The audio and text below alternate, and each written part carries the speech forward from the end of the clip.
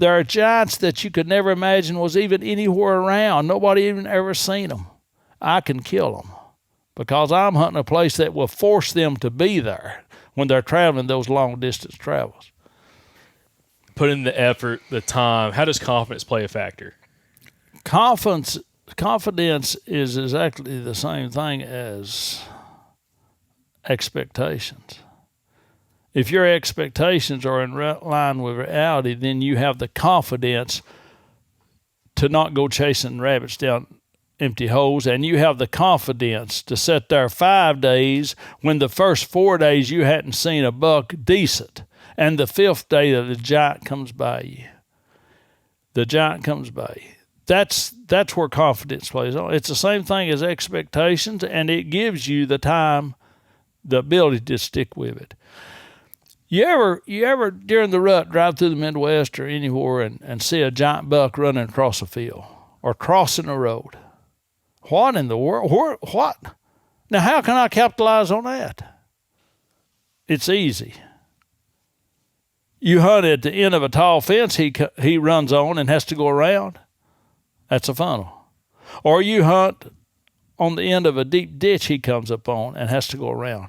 Those bucks are traveling during the rut. They're traveling for miles. They're going long distances. They're trying to hook up with that first doe. Those are the deer I kill. They're giants. The only reason you ever see them is that time of year. Usually it's November 3rd through about the 7th. There are giants that you could never imagine was even anywhere around. Nobody even ever seen them. I can kill them because I'm hunting a place that will force them to be there when they're traveling those long distance travels. I want to talk about another one of your favorite words too, which you got a quote on the wall up here about it, and that's effort.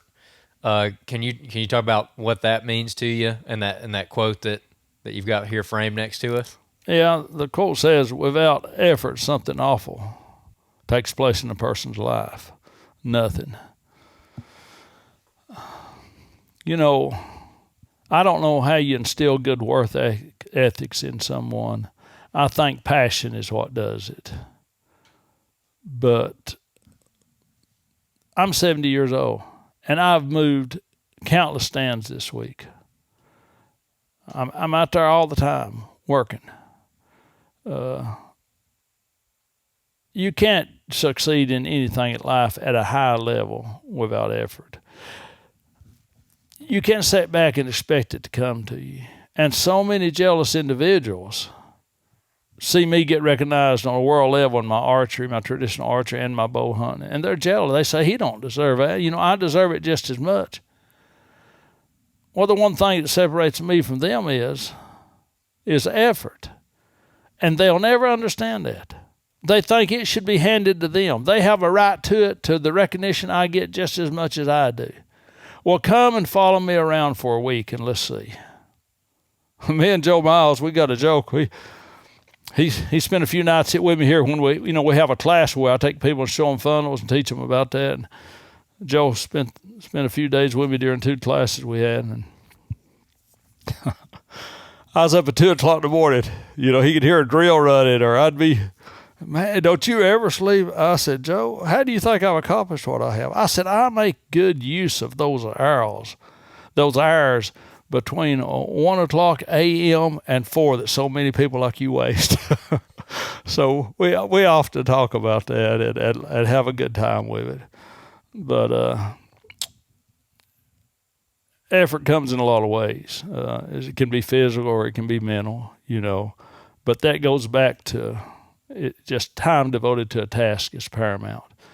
I might not be out there moving stands or looking for a tight funnel. I may have them figured out, but I may be calculating too, you know. Time devoted to a task is just so important. So that takes effort. You know, it's easy to sit and watch TV for 5 or 6 hours or get on the internet and be a hero, you know, bash other people. That's pretty easy. So many people want to rise up to somebody that's successful's level by putting them down. If you put them down, then you're higher than them. But they don't want to do it the right way, the difficult way, by putting the effort to the task, So effort is another one of those words that I found over a long period of time, looking back at life, that is so important that most people do not realize the value of. Another is knowledge. Most people have no idea to the value of knowledge. They'll get excited about something, and I'm a hands-on guy, and they want to rush right in. Well, the only way to learn anything, without knowledge, there's no life. Knowledge is paramount to life. The only way to learn anything is by knowledge. And the only way to advance is by knowledge. Let's say you're shooting a bow and arrow at a certain way, and you've got a certain ability there. You can shoot 1,000,000 arrows just like you're shooting them now. And once your muscles are tuned, you'll not get no better. How do you advance? Somebody that's competent. There's a lot of good archery coaches out there. Rod Jenkins is a very good one in traditional archery. There's several. But somebody very competent can come and tell you something. Hey, you're not doing this that you need to be doing, or you need to stop doing this. You have just gained knowledge, new knowledge. And once you practice that knowledge, you become efficient at it, then you have jumped up a degree. So the only way to advance in anything that you're doing now is to gain new knowledge, correct knowledge. And I talk about that a lot in my new book. But so many people are so invested in protecting their own egos that they can't learn. If you do not mind the precious ore of combined knowledge, and not only combined knowledge for generation, then you'll always be shallow and superficial.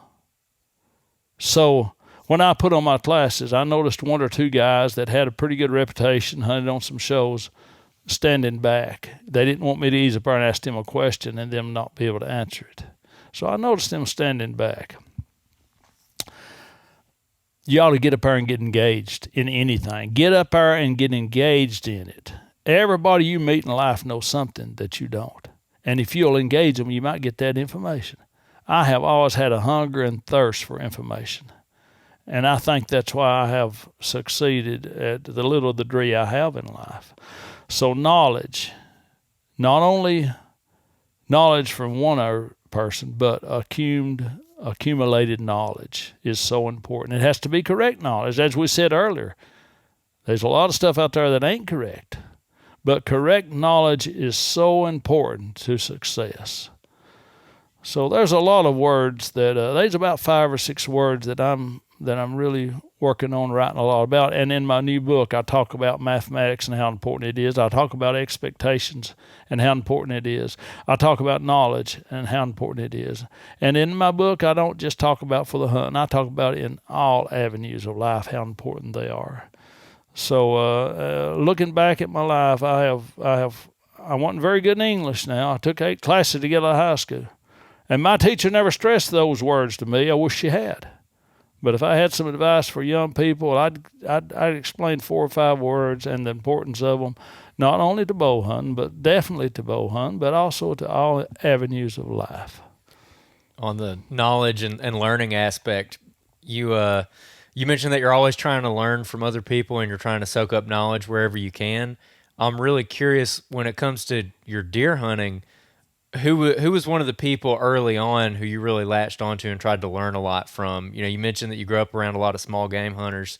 So who is one of your, I guess, early mentors, if you had one? Nobody in this area. I was kind of the premier one, I guess. I mean, I was pretty backward back in, and we was awful poor. And I was out in the woods as much as anybody, and familiarity added to knowledge. And there wasn't no great deer hunters here. There was a few guys that killed a lot of deer through different ways, driving deer or dogging them, had good dogs, learned that technique. But as far as still hunting techniques, there was nobody around here that was able to do what I was doing at an early age. But you was just hoping to kill a doe or a young buck even, because they didn't get by much. I mean, they weren't mean deer anyway, and these old mountain boys would hunt them down. But now later on, I learned a lot from the writings of Roger Rothair and Gene Wenzel, and M.R. James come out with a magazine, Bowhunter magazine, and first you'd ever hear about whitetail deer. All of Fred Bear's movies I talked about before were on big game and stuff, but really whitetail deer, and it's still considered the greatest game animal in the world. If you can outsmart a trophy whitetail buck, you can outsmart anything. And when I say outsmart them, I'm not necessarily talking about some of the techniques used today, but I'm talking about outsmarting them.